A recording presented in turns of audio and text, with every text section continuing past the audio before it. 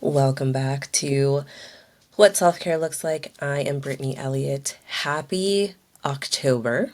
It's my birthday month, so I usually have a little more focus in October and I spend a lot of time reflecting and setting goals for the next year. In this episode, I'm going to walk you through setting goals and your vision for this final quarter of 2023.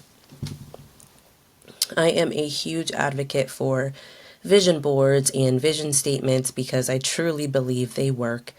They don't always have to be a literal poster board setup. You can simply write it out in sentence form. Now, let's jump into goal setting for Q4. It's very important to have some clarity as you set goals. So, as you build out your fourth quarter, ask yourself a few questions. Number one, how do I want to feel? Remember, every feeling may have a counteraction. If you want to feel productive, you may need to feel a little bit tired while you're accomplishing that. If you want to feel rested, you may need to say no more often than you do now, etc. Number two, what will I need to accomplish and do? So you'll have to create the plan and create the to-do list for whatever needs to be accomplished over this quarter. How will my self-care routine look? That's number three. For me, this fourth quarter is very busy. We have a lot of birthdays in the family, including my own.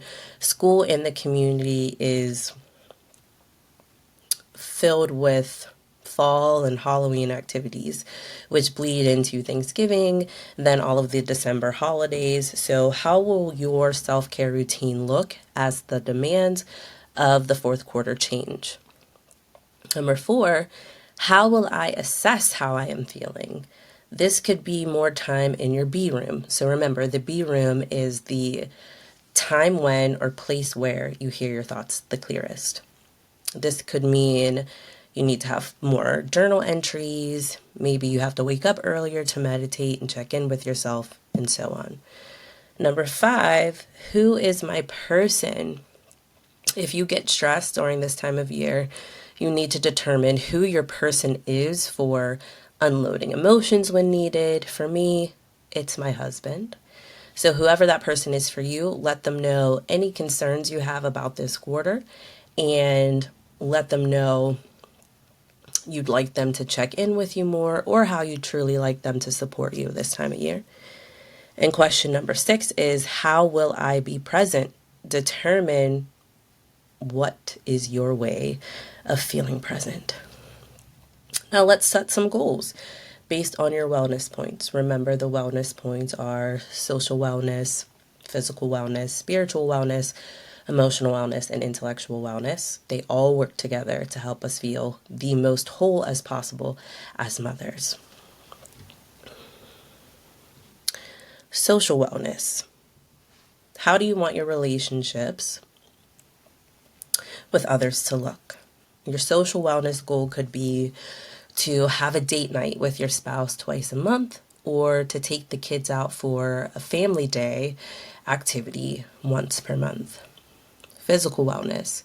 How do you ensure your body is functioning at a high level? Your physical wellness goal could be to work out 20 minutes per day for 3 to 4 days per week, or to include more vegetables in your meals at dinner time. You could also include an appearance goal, like dye your hair or update your fall wardrobe. Spiritual wellness. How do you stay connected to something greater than yourself? Your spiritual wellness goal could be to pray every morning or every night, or to begin or end your day with meditation. You could also set a goal to hike once a month. Remember, your wellness points will overlap in certain activities. So if you hike with your family once per month, you will impact your social wellness, physical wellness, and your spiritual wellness with that activity. Emotional wellness. How will you manage and express your feelings appropriately? Your emotional wellness goal could be to journal every night before bed. You could also join a community group or start therapy. Intellectual wellness.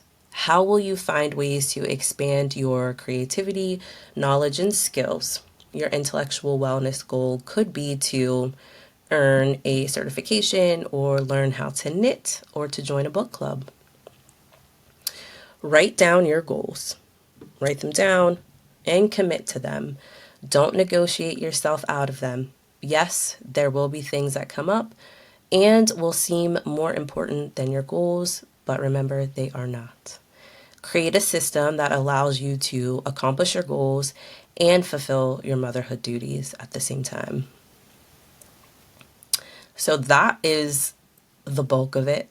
This week's episode was pretty short and straight into it, but I think it's very important that we make sure we have some clarity and set some goals when we go into the final quarter of a year. Again, Balancing Burnout is a great workshop to help you thrive along your motherhood journey. So if you've been experiencing burnout or overwhelm that could negatively impact your goals, make sure you join the workshop at back2in5.com/workshop. As always, thank you so much for listening, and I'll talk to you again very, very soon.